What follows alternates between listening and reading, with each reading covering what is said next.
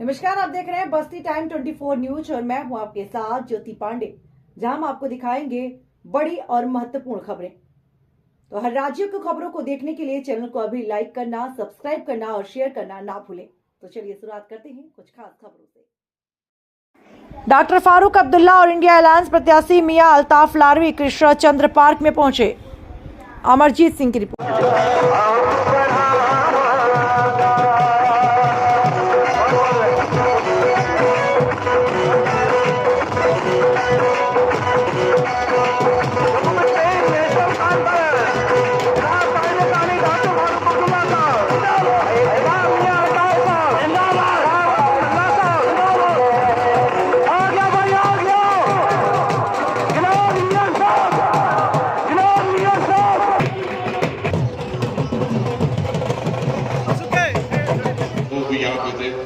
और जोहरी में काफी लोग यहाँ पे थे, मुलाकात करते यहाँ पे आए।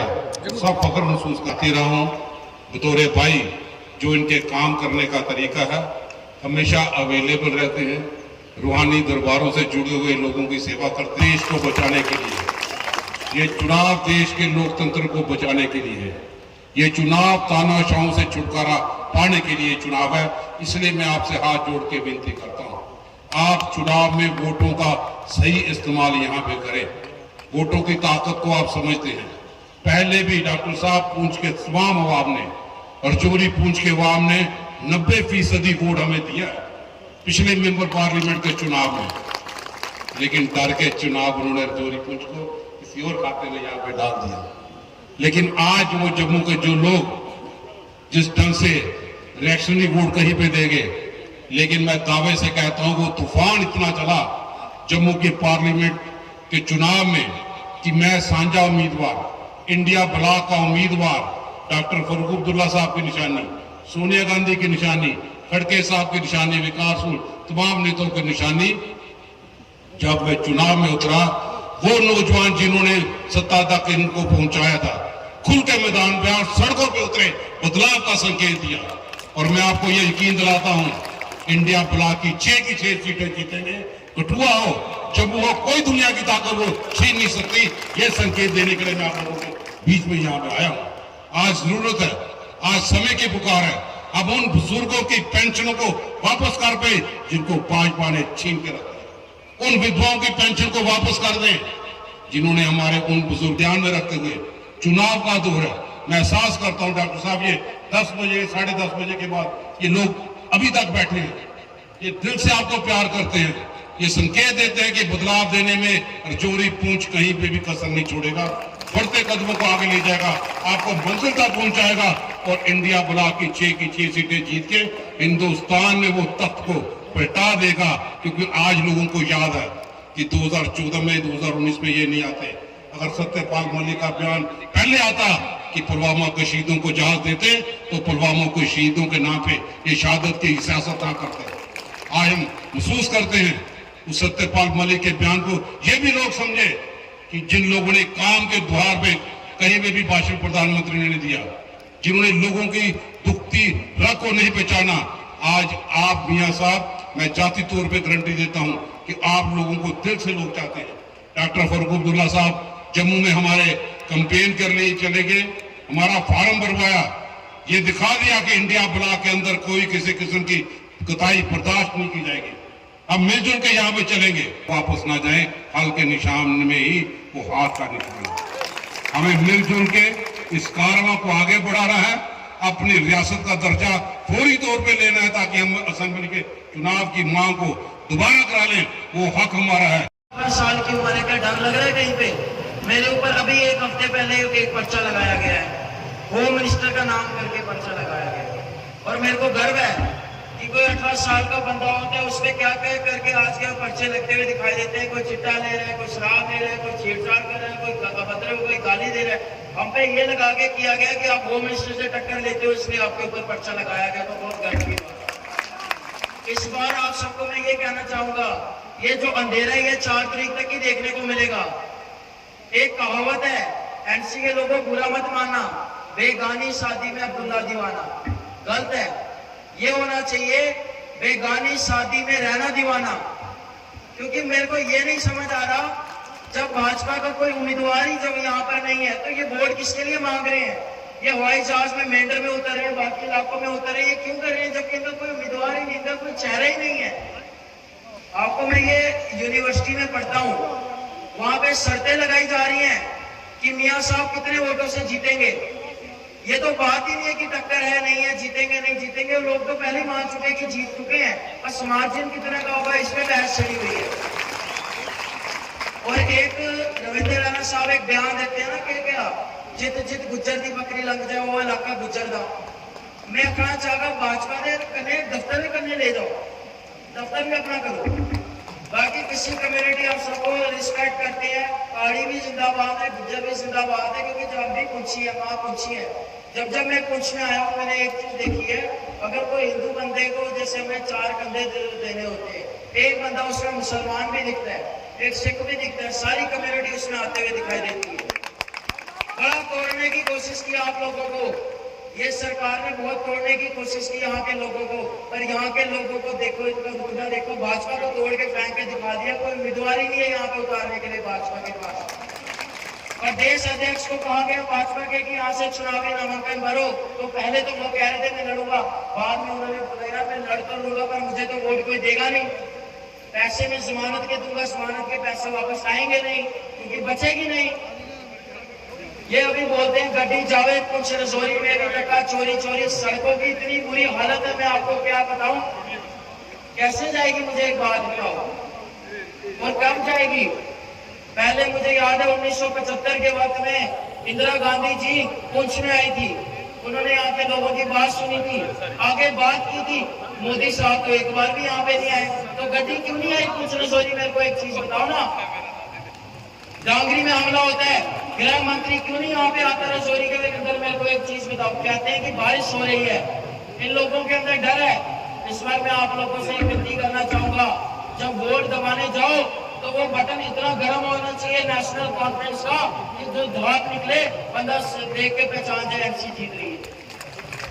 इस बार जिताओ, नेशनल कॉन्फ्रेंस को कामयाब बनाओ। और ये जो भाजपा वाले यहाँ पे घूमते फिरते दिख रहे हैं, ये 4 तारीख तक की है। ये जो भी कुछ गर्मी दिखाई दे रही है ना नौशहरा के अंदर, ये 4 तारीख तक की गर्मी है।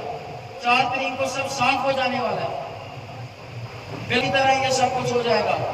इस बार पिछली बार पिताश्री को 3.5 लाख करीबन वोट दिया था यहाँ के लोगों ने। इस बार कहना चाहूंगा मियाँ साहब को 5 लाख के ऊपर वोट देकर भेजो, तो माहौल कुछ और था। मैं कहना चाहूंगा कि आप बस शपथ की तैयारी करिए, बाकी आप लोगों के ऊपर छोड़ दीजिए। धन्यवाद। मैं साल के आगे हूँ, भल्ला साहब का हाथ इसके उस पर है, दोनों इस हाल को चला रहे हैं। इस रियासत का असली हाल जो था उसको ठीक कर सके, इसकी रियासत की इज्जत बहाल कर सके, यहाँ की गरीबी दूर कर सके। गरीबी बहुत सारी जो चिल्लाया करते थे, पूछते थे गैस की कीमत क्या है, वो कहते 400 रुपया सिलेंडर, डर जाते थे।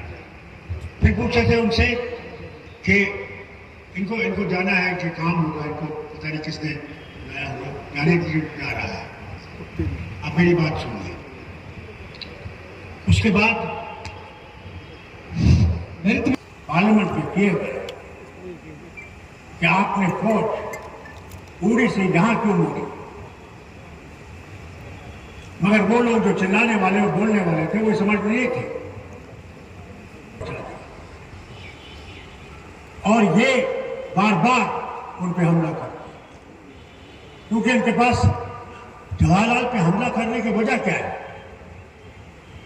क्योंकि ये एक जमात थी, एक तरफ से इंडियन मुस्लिम लीग थी जो मुसलमान मुल्क चाहती थी, दूसरी तरफ संघ थी जिसका बीजेपी एक हिस्सा आज बीजेपी है, वो चाहते थे हिंदू हिंदुस्तान। सिर्फ एक जमात थी जिसे कहते थे कांग्रेस, उसमें हिंदू था, मुसलमान था, सिख था, ईसाई था, बौद्ध था, सब थे। लेकिन नहीं, हमने हिंदुस्तान रखना है जो सबके लिए बराबर होगा, कोई फर्क नहीं होगा, इसका वोट भी वही होगा, उसका वोट भी वही होगा। कभी ये नहीं सोचा कि हमने बांटना है लोगों को। मुसलमान, सिख, ईसाई की बुनियादें मजबूत हो। आज हो क्या रहा है? क्या कहते हैं? कहते हैं अगर तूने कोई संपत्ति दाल के डब्बे में भी रखी होगी, उसमें भी एक्सरे लगाया जाएगा। अगर ये इंडियन अलायंस आ गई, अरे भाई हम तो इंसान का एक्सरे नहीं कर सकते हैं, तो क्या आप दाल का एक्सरे करना है? कितनी मशीनें लाएंगे? कहां से लाएंगे? और चौथी बात क्या कहते हैं? कहते हैं इस औरत को डराने के लिए जो सबसे बड़ी वोटर है और जो हिंदू औरत होती है, उसके यहाँ जब शादी होती है तो उसके यहाँ मंगलसूत्र लगता है। तो क्या डराते हैं? देखो तुमसे ये मंगलसूत्र लिया जाएगा और ये मंगलसूत्र फिर पिघलाया जाएगा और इससे जो पैसा निकलेगा वो मुसलमानों को दिया जाएगा। अफसोस, मैंने जिंदगी में आज तक जवाहरलाल से आज तक वज़ीर आज़म देखे हैं, मगर ऐसा नहीं देखा है जो इंसानों को बांटने के लिए तैयार है उस कुर्सी के लिए, जिस कुर्सी का कोई पता नहीं कब जाएगी और कब नहीं जाएगी। अफसोस भाई लोगों, मुझे पाकिस्तानी कहते हैं, मुझे एक जमाने में खालिस्तानी भी कहते हैं, अमेरिकन एजेंट भी कहते हैं। मैं जब बात करता हूं उस वतन की जो उधर है हमारा हिस्सा, मैं साफ कहता हूं, उनसे कहता हूं, पाकिस्तानियों से।